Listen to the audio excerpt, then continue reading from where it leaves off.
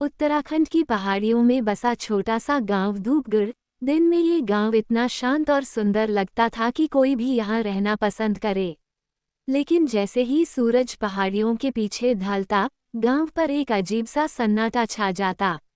गांव के बुजुर्ग अक्सर एक ही बात कहते, ग्रेटर देन सूरज डूबने के बाद पुराने हवेली के पास मत जाना, वहां तहखाने का दरवाजा है और जो भी उसे खोलता है वापस नहीं आता। ये हवेली लगभग 100 साल पुरानी थी। लोग कहते थे कि इसमें कभी एक अंग्रेज परिवार रहा करता था। उनके साथ अचानक एक रात कुछ ऐसा हुआ कि पूरा परिवार रहस्यमय तरीके से गायब हो गया। उसके बाद से हवेली वीरान पड़ी थी। कहानी का नायक आरव, 24 साल का एक फोटोग्राफर, अपने प्रोजेक्ट के लिए इस गांव में आया था। उसका मकसद था गांव की संस्कृति और पुराने स्थलों की तस्वीरें लेना। पहली शाम गांव के सरपंच रघुनाथ दा ने उसे चेतावनी दी, बेटा, हवेली की तस्वीर मत लेना, वहां रात को कुछ ठीक नहीं होता। आरव को ये सब अंधविश्वास लगा।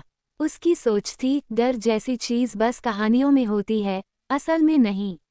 अगले दिन आरव कैमरा लेकर घूम रहा था कि अचानक वह हवेली के सामने पहुंच गया। टूटी हुई दीवारें, काई जमी खिड़कियां और जंग लगे लोहे का बड़ा सा गेट। लेकिन असली रहस्य था हवेली के पिछले हिस्से में जमीन में आधा धंसा हुआ लकड़ी का एक पुराना दरवाजा, जिस पर लोहे की बड़ी बड़ी कुंडियां जमी थीं। आरव ने सोचा, शायद यही तहखाने का दरवाजा है जिसके बारे में सब डरते हैं। उसने एक दो तस्वीरें खींची और आगे बढ़ गया, लेकिन तभी उसे लगा जैसे किसी ने धीमी आवाज में उसका नाम पुकारा हो, ग्रेटर देन आरव। उसने मुड़कर देखा, कोई नहीं था। रात को आरव अपने गेस्ट हाउस में सोने की कोशिश कर रहा था, लेकिन हवेली और उस दरवाजे की तस्वीरें उसके दिमाग में घूम रही थीं। क्यों न कल जाकर देखूं कि उस दरवाजे के पीछे है क्या। अगले दिन गांव के बच्चे खेलते हुए मिले। आरव ने उनसे हवेली के बारे में पूछा। एक बच्चा, पंकज, डरते डरते बोला, भाइया, हमने सुना है उस दरवाजे के पीछे जिंदा लोग भी जाते हैं और चीखते हुए बस आवाजें लौटती हैं।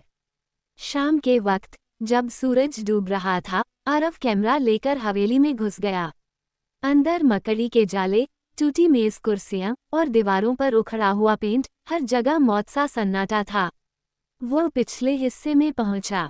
दरवाजा सामने था, लोहे की कुंडियों पर जंग लगी थी, लेकिन जैसे ही उसने हाथ लगाया वे खुद ब खुद खुल गईं। एक ठंडी, सीलन भरी हवा उसके चेहरे से टकराई। अंधेरे में नीचे उतरती पत्थर की सीढ़ियां दिखीं। आरव ने मोबाइल की टॉर्च ऑन की और धीरे धीरे नीचे उतरने लगा। नीचे हवा और ठंडी होती जा रही थी। दीवारों पर नाखूनों के निशान थे, जैसे किसी ने बाहर निकलने की कोशिश की हो। अचानक पीछे से दरवाजा जोर से बंद हो गया। टॉर्च की रोशनी में उसने देखा, दीवार पर खून से लिखा था, ग्रेटर देन, तुम देर से आए, अब तुम यहीं रहोगे। तहखाने के अंदर एक बड़ा हॉल था। बीच में एक पुराना लकड़ी का ताबूत रखा था। जैसे ही आरव पास गया, ताबूत का ढक्कन धीरे धीरे खुलने लगा। अंदर से एक महिला का चेहरा दिखा, सफेद, बिना पलक झपकाए, गहरे काले गड्ढे जैसी आंखें। वो फुसफुसाए, ग्रेटर देन, तुम मुझे आजाद करने आए हो या मेरे साथ मरने। आरव पीछे हटना चाहता था, लेकिन उसके पैरों में जैसे जान ही नहीं रही। महिला ताबूत से बाहर निकल आई।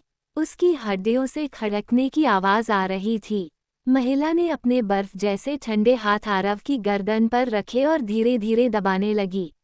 आरव ने पूरी ताकत से चिल्लाने की कोशिश की, लेकिन उसकी आवाज सिर्फ तहखाने की दीवारों से टकराकर गूंज बनी रही।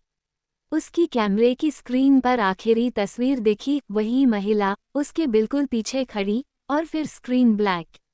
अगले दिन गांव में चर्चा थी। एक शहर का लड़का कल हवेली के पास गया था, अब तक वापस नहीं आया। बच्चे अब जब खेलते हुए हवेली के पास से गुजरते हैं तो कहते हैं, ग्रेटर देन, सुनो, किसी ने मेरा नाम पुकारा। और हवेली का तहखाना आज भी किसी नए मेहमान का इंतजार कर रहा है।